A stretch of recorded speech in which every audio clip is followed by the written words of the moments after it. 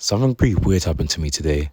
I was poking around Roderick's stuff for horror movies since Riley was coming over for a sleepover, and I found this, looking like one of those ratty Russian snuff films. Perfect for the sleepover. Anyway, when I opened the case to look at the CD, a greenish goo spilled out from inside. It got all over my right hand and it must have been corrosive because my hand has not stopped throbbing since. I really hope the pain goes away before Riley comes over because I planned on whooping him something fierce and Twist the Wizard. Hopefully. Crap, what the flip just happened to my hand? It hurts like heck. What's going on? My right hand is still throbbing. Sometimes, when I try to put pressure on it, the veins start to pulsate. That's like heck. And sometimes when I try to draw, I lose control over it and these weird signs and words are printed on the... Flip, it happened again. It's like my hand's on fire. It's painful as heck. I had like 5 attacks like that since my last journal entry. I suppose it's a good thing that it happened while I was writing because it's really hard to control what my hand does when it freaks out. Rowdy's still coming over tonight. I don't know whether or not to tell him about the hand, but part of me thinks he would be willing to help me find out just what's going on. But he's always been kind of a wuss or a pansy. I watched the CD with him because it remained intact and I could still probably play it. I let Riley into the house and tried my best to keep my hand hidden from him. Mum was out, Dad was on a business trip, and Roderick was partying with his band. We had the house to ourselves, and I was actually looking forward to it, even with the hand still bothering me. It was actually pretty fun at first. He brought his Slurpee maker, so we had a ton of fun goofing around with that. I had to use my left hand for everything, but I don't think he noticed. Of course, things went downhill fast. I asked him if he wanted to watch this cool horror CD I found, and he began to sweat and start like a chicken. I basically dragged him downstairs into the movie room, then I put the Russian CD into the player. There was a buzzing sound and for a moment I thought the disc was jammed in the player. Then something started playing on the screen. There is a rage in your heart, a burning rage which threatens to consume all you hold dear. Awaken and fight, for it is the only way you will survive. Just some cryptic bullcrap. I don't know what I was expecting. Riley's probably confused as... Flipping crap! That was way stronger than the normal hand attacks are. What the heck was going on? At least Riley didn't hear my hand going nuts. I think he thought it was part of the movie. Pain from controlling my hand almost knocked me out. I told Riley I was going to sleep and covered my face with the sheets. As I felt my limbs go numb, the painful pulsating throbbing feeling still remained in my right hand. I ignored it and drifted to sleep.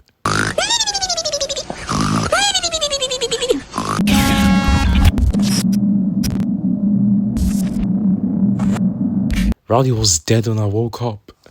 The scribbling on the walls told me all I needed to know. I killed Riley. Why is this happening? Riley, I'm so sorry. I was such an asshole to him. Do I deserve what's happening to me right now? I just heard a whimper come from upstairs. Did someone see my hand control me in my sleep? Flip. Oh, it's just Sweetie. He's baring his teeth at me. What? Wait. What the heck? I can't control my hand. It's good for Sweet. Why? Why are you doing this? That's it. There's only one way to end this. I know you can understand this, monster. You killed my best friend. You killed my dog. I'm going to kill you. There's only one way this rampage can end. In a single day, the hand has ruined my entire life. I might not be able to get Rowley's life back, but I can make sure the hand never hurts anyone ever again. If that means I die from blood loss, so be it. I never imagined things ending this way, but I guess life's just cruel sometimes. Yesterday, I was worrying about Holly and breaking Grammy's lawnmower. It all changed so fast. Rowley, this is the last thing I'll ever write with my right hand. I'm so sorry things had to end this way. I wanted to spend the rest of my life as your friend. It worked. I did it. It flipping hurts, but I did it. It's finally over. Damn. It's hard to write with my left hand. Everything is getting shaky. I think I'm gonna die. Wait, what the heck's going on with the hand? It's becoming hardened and wrinkled. All the blood is going away. What the? Finally. Greg, I'm home. What the flip? Greg, What did you do to Sweetie? Your brother is home.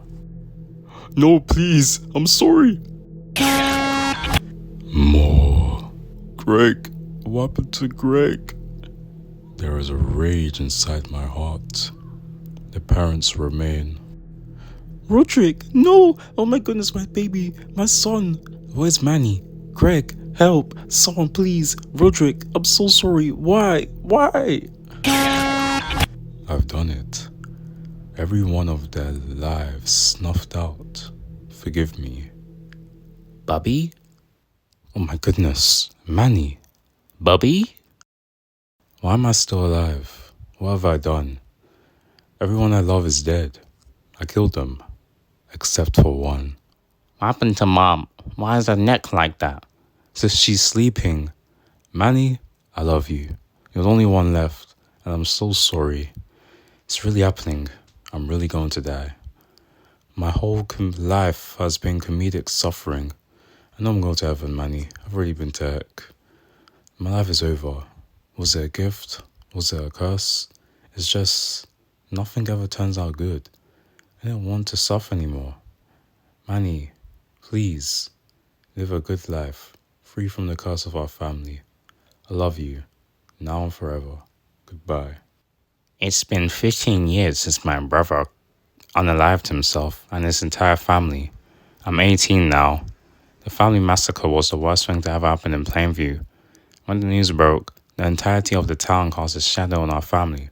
Eventually, they got me taken away from Dad, the only living family member and the person who first discovered the bodies of our family. I don't remember much from then, but I got sent to our foster home. It wasn't as rough as some of the horror stories I've heard, but it wasn't like having a family either. Recently, I've been wondering why Greg didn't kill me. I was just upstairs napping and playing with my toy while he killed everyone. Criminal psychologists said that he might have been hallucinating or otherwise not fully aware when he committed the murders. They pointed to the cut-off hand in the bathroom. The case has finally been closed after 15 years. Initially, the police thought there was a family-killing serial murderer on the loose, and our family was just the first victim. But they found Greg's diaries, and after a lot of investigating, named Greg as the killer. Not that it mattered, because the only people who were affected by the case and were still alive were me, Dad, and the Jeffersons. The Jeffersons sued Dad for criminal negligence and received a pretty hefty sum. Dad isn't doing so hot these days. I went to visit him at the home and... Susan? Greg? Roderick? As for me, I really don't know.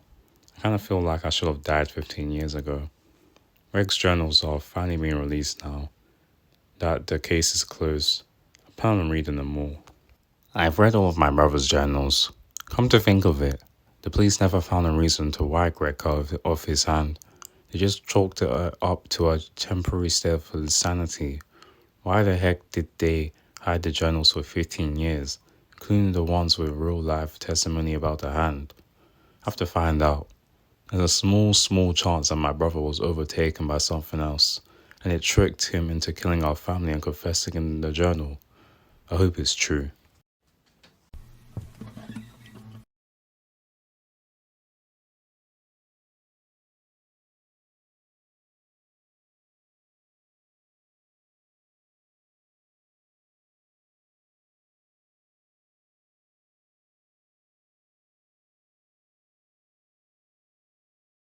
It's real.